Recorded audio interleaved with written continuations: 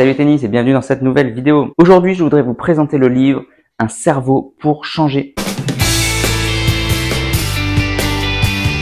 de Richard Bandler, l'un des inventeurs de la PNL. Ce livre m'a beaucoup perturbé. Potentiellement, c'est peut-être l'un des meilleurs livres de tous les temps sur la préparation mentale. Vraiment, vraiment. D'ailleurs, j'avais vu une interview de Vaillant qui dit qu'on lui demandait quels sont les livres que tu as lus, lesquels tu conseilles. Il avait conseillé que 2 livres. C'était Le jeu intérieur, évidemment, que j'arrête pas de conseiller sur cette chaîne tout le temps. C'est mon livre de référence. Et Un cerveau pour changer. Il avait dit le mec a tout compris. Sorti dans les années 85. Et personne ne le lit jamais alors que c'est tout, il a tout compris. Tout est résumé là-dedans. C'est monstrueux. Donc évidemment, j'ai décidé de lire. Et effectivement, le bouquin est monstrueux et je vais essayer d'en faire le résumé. Mais il est très complexe, très difficile. Pour remettre pour le contexte, Richard Bandler, c'est celui qui a inventé la PNL, l'un des 2 fondateurs de la PNL. Le livre est sorti en 85, donc il avait déjà fait de la PNL. Ça commençait à se découvrir au grand jour. Ça restait quand même un peu nouveau. Et le livre est écrit sous format de séminaire, c'est-à-dire c'est comme s'il parlait et qu'à chaque fois, il y avait des intervenants qui lui posaient des questions et il y a des exercices en continu. Il dit aux intervenants, bah, faites tel exercice, etc. Donc sur le principe, c'est assez sympa et assez ludique. On a vraiment l'impression d'y être. On a l'impression que nous, on a une question, bah, du coup, forcément, il y a une personne qui pose la question.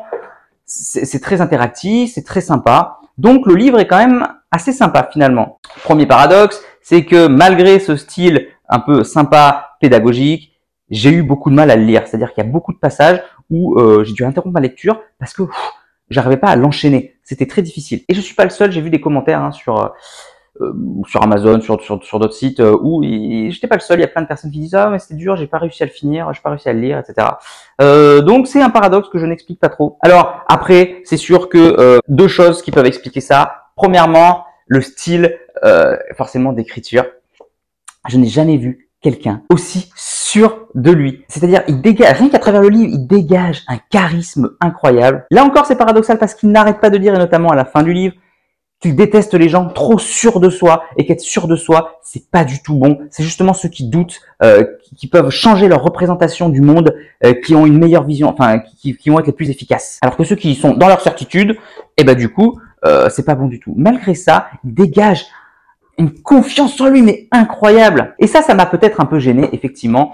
Genre, au début, il dit, voilà comment on fait pour soigner une phobie. Donc, il explique l'exercice. Et il dit, mais ce n'est qu'une façon parmi des milliers de soigner une phobie. J'en ai marre de soigner les phobies trop rapidement. Je peux les soigner en moins de 30 secondes. En moins d'1 minute, je peux soigner des phobies. J'en ai un peu marre. Du coup, j'essaye de faire d'autres techniques parce que c'est trop facile. J'en ai soigné des centaines des phobies de personnes qui n'arrivaient pas à arrêter de fumer depuis 30 ans. Je les ai vues et en 1 minute 50, le mec n'a plus jamais touché une cigarette, etc. Et il n'arrête pas de dire ça tout le temps. Et du coup, bah, en même temps, on est très impressionné et en même temps, on peut se dire, ouais, quand même, bon, voilà, s'il te plaît, j'ai du mal à y croire. Et en plus, il donne plein d'exercices concrets. Alors ça, c'est le côté positif. Il donne plein d'exercices concrets. Mais par exemple, le truc des phobies. Alors moi, j'ai pas vraiment de phobie, mais il parle de peur qu'on a ou de blocage qu'on a depuis longtemps, et qui en 30 secondes on peut changer. Donc évidemment, j'ai fait l'exercice sur certains de mes blocages. Et ben, ça va du tout marcher. Alors certes, comme il le dit, c'est la croyance. Si on croit que quelque chose va marcher, ça va marcher. Si on croit que ça ne marche pas, ça ne marche pas. Je le sais très bien, je suis préparateur mental. Donc forcément, j'ai essayé l'exercice avec des doutes chez moi, dans mon canapé. Forcément, ça a eu moins d'impact que lui, où la personne était sur scène, où il l'a vraiment, voilà, avec tout le charisme qu'il a devant 200 personnes, fait travailler. Peut-être que ça a une différence. Mais voilà, dire moi je soigne les phobies, c'est trop facile de soigner les phobies, il faut passer à autre chose de plus difficile.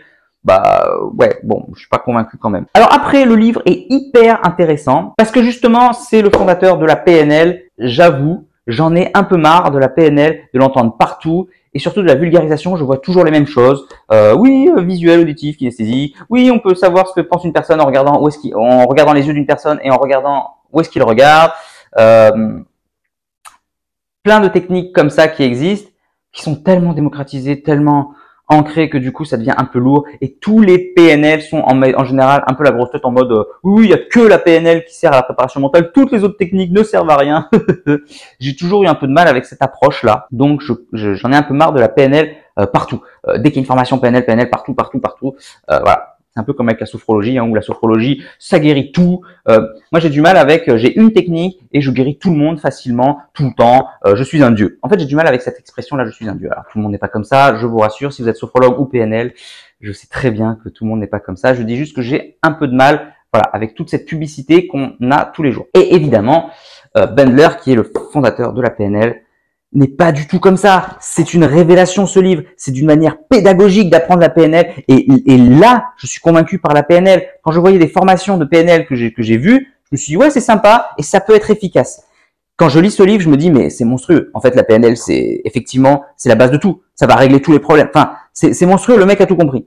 Donc, effectivement, le livre est très puissant. Et dans ce cas-là, si vous voulez être initié à la PNL, pas de manière classique, justement, d'une manière un peu autrement, plus pédagogique, je trouve ce livre vraiment génial. Alors, il y a beaucoup de choses qui ont été abordées dans le livre.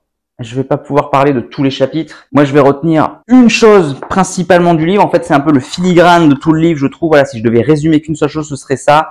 Ce serait la capacité à moduler des images. C'est-à-dire que dès que tu as un problème, en gros, hein, que ce soit un problème de motivation, un problème de croyance, un problème de tout ce que tu veux, un blocage, une phobie, etc. En gros, tu dois la visualiser en images. Et grâce à cette image, tu vas pouvoir modifier tes sentiments vis-à-vis d'elle. Imaginons que tu as une phobie, tu imagines ton image, qu'est-ce qui se passe dedans? Donc bien sûr, il y a du visuel, mais il y a aussi tout. Hein. Il y a l'auditif, il y a les sensations, les corporelles, etc. Donc tu fais ton imagerie et en fonction de ça, tu dois la détailler. Tu dois la détailler. Est-ce que l'image est grande? Est-ce qu'elle prend tout le cadre? Est-ce que tu es en mode associé? Est-ce que tu es en mode dissocié? Tu te vois de l'extérieur? Est-ce que l'image est lumineuse? Est-ce qu'elle est sombre, etc. Donc toutes les caractéristiques, est-ce qu'elle est floue? Est-ce qu'elle est en HD? Est-ce que c'est une suite de diapositives? Est-ce que c'est un film? L'imagerie, quoi. Moi qui adore l'imagerie, qui ai vu l'imagerie à mon master, qui était vraiment ce que je préfère, l'imagerie. Donc là, j'ai pas été dépaysé, hein, c'était que de ça. Donc voilà, toutes les modalités. Et en gros, tu peux changer les émotions que tu as juste en changeant l'image. Imaginons tu as un mauvais souvenir, je dis n'importe quoi t'as un traumatisme d'un match ou t'as eu des balles de match et t'as perdu et tu fais que y penser tout le temps. Et ben en fait, tu t'imagines ton image et tu te rends compte que ton image, il suffit que ton image, tu la réduises dans ta tête à un petit carré. Et ben déjà, il y aura beaucoup moins d'émotionnel. Il suffit que ton image, tu la mettes en noir et blanc, ton émotionnel va diminuer. Il suffit que ton image où tu es en associé, tu te mettes en dissocié, hop, ton émotionnel diminue. Donc il y a toutes ces stratégies en fait de modifier l'image, tout simplement, pour modifier ta perception de la réalité. Tout l'enjeu, c'est ça, c'est ta perception de la réalité. Et donc, si ta perception de la réalité change, bah, ta vie va changer. Que ce soit des mauvais souvenirs, que ce soit une image du futur, que ce soit tes croyances, etc. Donc, voici le résumé du livre, plutôt que de me perdre en détail de chaque chapitre, etc. Voilà le résumé. Grâce à la modélisation de l'image, tu peux réussir à modifier ton comportement. Tu avais envie de fumer depuis super longtemps, enfin, tu as envie de fumer, tu fumes depuis 30 ans, tu t'imagines en train de fumer, et tu t'imagines quelles sont les caractéristiques qui te donnent envie de fumer. Alors moi, c'est quand je vois la cigarette. Moi, c'est quand je suis dans telle pièce. Moi, et en fonction de ça, tu essaies de savoir à quel moment exactement tu as envie de fumer. Comment est l'image? Est-ce qu'elle est lumineuse? Est-ce qu'elle est grande? Est-ce qu'il y a un cadre, etc. Et en fonction de ça, tu changes l'image, tout simplement. Et en changeant l'image, et ben du coup, c'est bon, ton comportement change de manière instantanée. Et il explique que le cerveau change de manière instantanée et pour lui, il critique toutes les méthodes où il faut parler, où les thérapeutes, oui, on va travailler sur lui, il n'est pas encore prêt pour changer, on va changer les croyances. Pour lui, tout ça, c'est de l'incompétence, du foutage de gueule. Pour lui, c'est le cerveau change en une seconde. D'ailleurs, il précise que les phobies, pourquoi on a une phobie, c'est parce que le cerveau fonctionne extrêmement bien. C'est-à-dire qu'une fois on a eu peur et le cerveau l'a retenu et depuis il a toujours peur du vide, des araignées, etc. Ça veut dire que pour lui une phobie c'est que le cerveau est monstrueusement efficace. Donc si le cerveau est monstrueusement efficace, c'est qu'on va pouvoir le changer en une seconde. Alors que plus tu prends du temps, le cerveau ne changera pas. Il faut un déclic de manière instantanée grâce aux images. Donc voilà pour ces techniques. Hein. Il parle donc de la motivation, de la confusion, des croyances.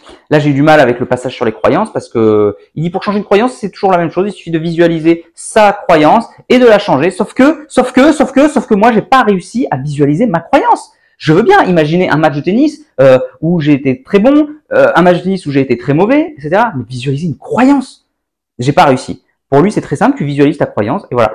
Alors peut-être que c'est des situations, par exemple, tu crois que tu es un mauvais serveur, du coup tu te visualises peut-être en train de louper tes services. Ok, peut-être, mais moi, une croyance, c'est pas ça. Bref, j'ai eu du mal avec certains chapitres, ça n'a pas toujours été efficace. Il y a le switch aussi, hein, comment passer d'un état à l'autre le plus rapidement possible. Mais pour lui, tout ça, ce sont des séquences, enfin des exercices différents de la même chose, c'est changer l'image. Donc le bilan de ce livre, attention au style qui est très cru, qui est un peu je sais tout, etc. C'est très difficile à lire. Mais c'est très intéressant parce qu'il a du charisme et ça te donne une nouvelle vision des choses. Donc si on est prêt à accepter le changement, c'est quand même intéressant, j'ai trouvé. Ça reste pour moi l'un des meilleurs livres. Les techniques sont monstrueuses. Grâce à lui, on peut changer en quelques secondes, ce qui ne se fait jamais ailleurs. Donc c'est la promesse d'un exercice, de quelque chose de hyper puissant. Maintenant, le côté négatif, c'est que, alors déjà, j'ai pas réussi à appliquer toutes les choses. Je les ai mises en place, mais moi, ça n'a pas marché. Du coup, pourquoi moi, j'arrive pas alors que lui, il arrive en une seconde? Est-ce que c'est du charlatan ou est-ce que c'est moi qui arrive pas? Deuxièmement, il est que sur l'image. Tout le livre, je suis assez choqué parce qu'en PNL, on parle toujours il faut partir des modalités de la personne. Est-ce qu'il est visuel, auditif, kinesthésique, etc. Et lui, il est que sur l'image, tout le temps, tout le temps. Et moi qui suis pas du tout visuel, c'est très difficile pour moi. Moi, je suis kinesthésique en premier, puis ensuite un peu auditif et pas du tout visuel. Du coup, moi, j'ai beaucoup de mal à manipuler les images. Il pose plein de questions. Comment est votre image? Mais j'en sais rien, moi, l'image. Non, moi, ma croyance, en fait, c'est une voix qui me parle et qui me dit ça.